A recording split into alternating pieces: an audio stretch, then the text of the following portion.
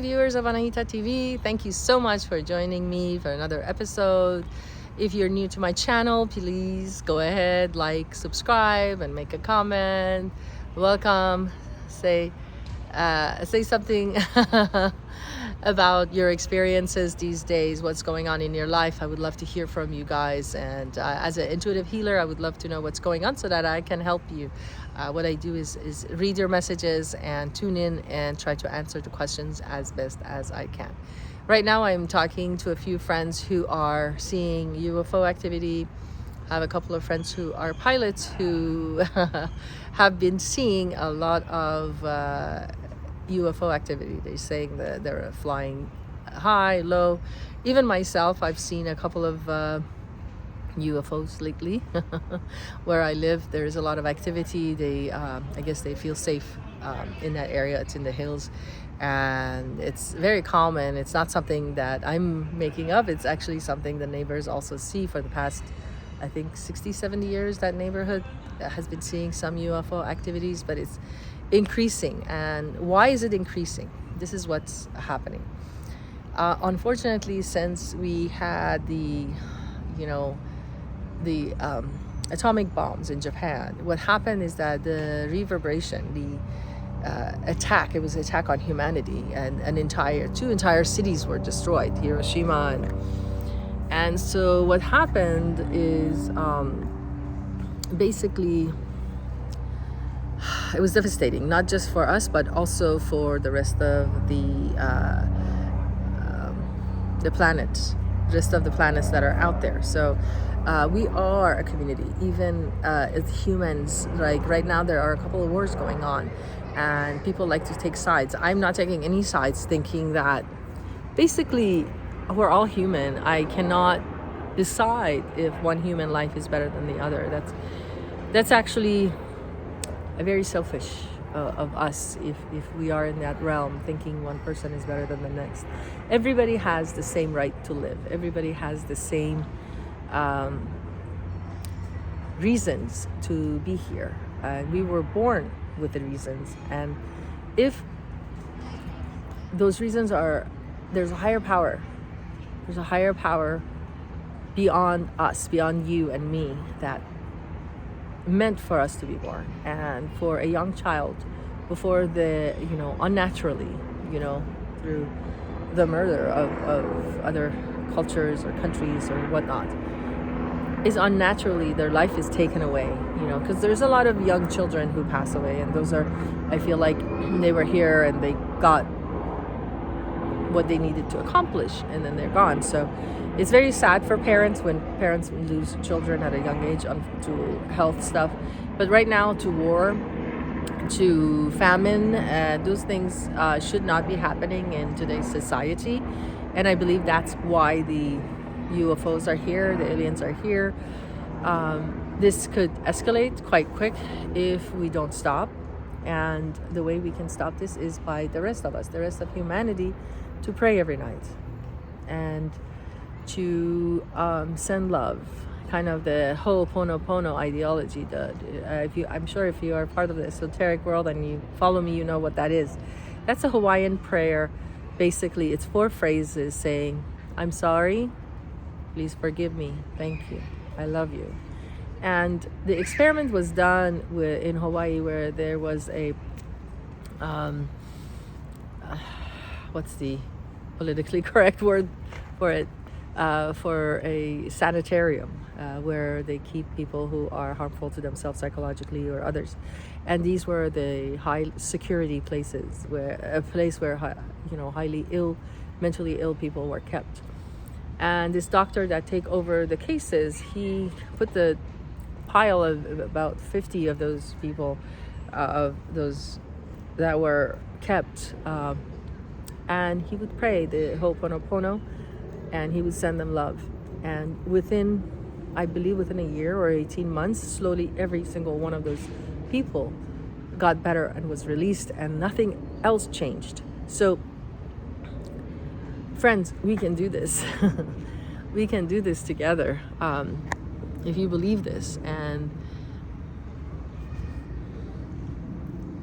let's show the Let's show those who created us. Let's show them that we are capable of love. We are capable of giving back, and we are capable of creating peace on this earth. This earth was meant to be peaceful. Look at the trees and the birds. How can you not see peace when you look at trees, birds? When you're in the mountains, when you're on a walk, when you're in the desert, when you're in the snow, when you are in nature, that's when I feel peace. When do you feel peace? Comment below. Let me know when you feel peace. What helps you stay in peace? For me, it's meditation, getting up, and also learning about myself. I try to learn more and more, and recently I've joined the group called the Human Garage. It's on Instagram. It's free of charge, and they help you with these fascia release exercises, and they're pretty easy to begin with. But what they are is actually they focus on releasing the fascia, which releases trauma, because we keep trauma in our bodies. Why am I relating trauma to aliens? Because with our trauma creates pain in our bodies, and when we are full of pain, we in turn return that pain to the rest of the world. We get angry on, when we're behind a car, behind the wheel, we do things we shouldn't do. That's pretty common these days. Or a parent who's angry, the kid wants dinner or asks for something, they hit their child. I actually seen quite a few this past trip, which is mind-boggling. A woman was beating up their child at the airport, and then another one at the mall, and it's just like, it's ridiculous. It's unfortunate because these were toddlers, 2-year-olds, 1.5-year-olds, and my heart goes out to them, because that's another video. But hitting is very, very hitting a child is very disturbing. Okay, so a child is innocent. It comes from another world. I feel like when they have childhood amnesia, it's because they forget where they came from. But when a child is born, they don't speak because they can't share where they're from. But their experience is still connected to the spirit world. And so they're not able to verbalize that, but that's where the innocence is. They're here. And then we change them by the way we raise them. I believe children are the future. I'm trying to make light of a devastating situation. Hitting children is actually very devastating. And if you're of the mindset that you should hit children, I'm here to tell you, no, that's very old mentality when we weren't educated enough. There are other ways. If you read the book Power versus Force, you can actually be more powerful if you get that child to connect with the child and talk to them and try to reason with them, versus forcing them. Force is temporary, and you don't connect, and you distance yourself from that child. And when you distance yourself from that child, you are no longer in charge. When you are distant, you are not in charge. You're only in charge and have power when you are connected. So connection is really important. And I learned this the hard way. And I'm not talking about this because I studied psychology, and I used to work with children. I worked with autistic children, which is the most difficult children to work with because they don't follow social cues. But other children, they need to learn social cues, and if they're not autistic, and it's up to us to teach them. And they know certain things, they know certain boundaries, they are aware, they are self-aware, and they are capable of many things. I know they're wobbly because they're learning to walk, they're more spirits, they're learning to figure out their bodies. And so allow your child to explore. I feel like psychologically, those children who are allowed to explore, who play outside in the yard, and maybe they'll eat a little dirt here and there, they want to test what's going on. But I mean, if they're continuously doing that, that's dangerous. That's a form of autism too, if they eat things they shouldn't eat. But in the beginning, apparently dirt has a lot of nutrients. I know it sounds crazy.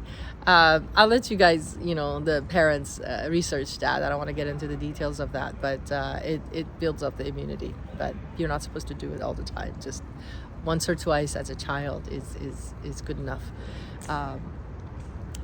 Yeah, so my connection is to nature. My connection, so I feel the pain and the love in you all's hearts on a daily basis, and I'm just here to give. I'm just here to love and spread the love, and I want you guys to do the same. I want you guys to meditate, take some time to chill, to relax, and when we are not thinking, that's when things come together. Allow all the thoughts you've had all along, allow all the dreams you wished for, allow them to happen on their own. If you push and push and push all the time, it delays things. So a little bit of trust, a little bit of love, a little bit of trust in nature, and the trust in that the validity of your dreams. You are a valid human being. You were created in the image of God, and you are here to give, and you are here to receive. Learn how to receive. And by receiving, when you are quietly meditating or praying, whatever your religion is, you can pray. And when you're sitting in silence, that's an act of receiving. Let that penetrate your beautiful minds. So that's an act of receiving. So if you don't know how to receive, if someone gives you a gift and you are overwhelmed and think you don't deserve it, or even God gives you gifts. If you walk in and sometimes you are presented with a better job with more pay and more free time, and you think you don't deserve it and you don't take it because you don't feel capable of it. I'm here to tell you, you are capable, and you can, and you will, and you are worthy. With that, I'm going to leave you. Thank you so much for tuning in. I would love for you guys to follow, subscribe, like.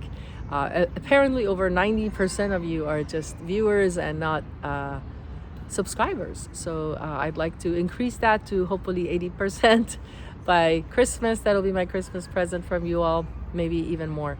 Thank you so much for joining another episode of Anahita TV. God bless you.